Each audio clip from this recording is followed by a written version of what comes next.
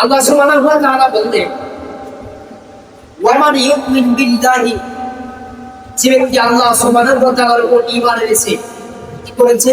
প্রত্যেকটা জায়গা থেকে যেহেতু আলোচনার বিষয় হচ্ছে ওনাকে পন্থাসমূহ, আর এক নাম্বার পন্থা আলোচনা করতেছি ঈমান আনা এবং সত্য রূপায়ণ। সেহেতু আল্লাহ সুবহানাহু ওয়া তাআলা বলতেছেন, ওয়ামান ইউমিন বিল্লাহি, যারা আল্লাহ সুবহানাহু ওয়া তাআলার প্রতি ঈমান আনে,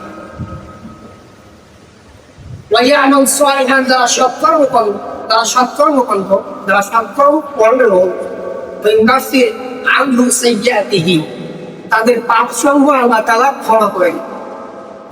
তাহলে পাপ ক্ষমা করার শর্ত কি? আমাদেরকে ঈমান আনতে হবে। আর 2 নাম্বার শর্ত হচ্ছে আমাদেরকে সৎকর্ম করতে হবে। ওয়াইয়াদখিলুহু জান্নাতিন তাজরি মিন তাহতিহাল আনহার, তাদেরকে আল্লাহ তাআলা প্রবেশ করাবেন জান্নাতের মধ্য দিয়ে, যার তলদেশ দিয়ে নহর প্রবাহিত হয়, খালিদিনা ফিহা আবাদা, আর তারা এখানে চিরস্থায়ী থাকবে। বলি সুবহানাল্লাহ।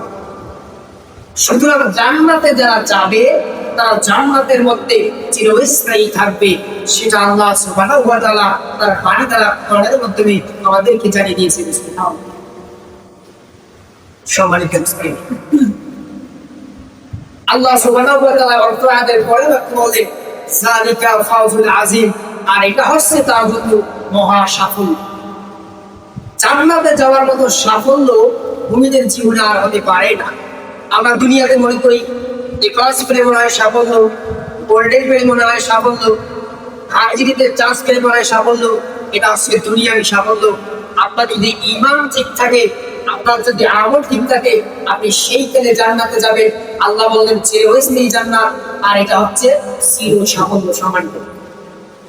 সুতরাং আমাদেরকে ওলামাদের সন্তান হিসেবে আমাদেরকে ঈমানটাকে আনতে হবে। আমরা ঈমানের জীবনটাকে খাঁটি করতে হবে, এবং ঈমানের পর আমাদেরকে সৎ কাজগুলো বেশি বেশি নিজে করতে হবে এবং অপরকে সৎ কাজ করার আদেশ দিতে হবে।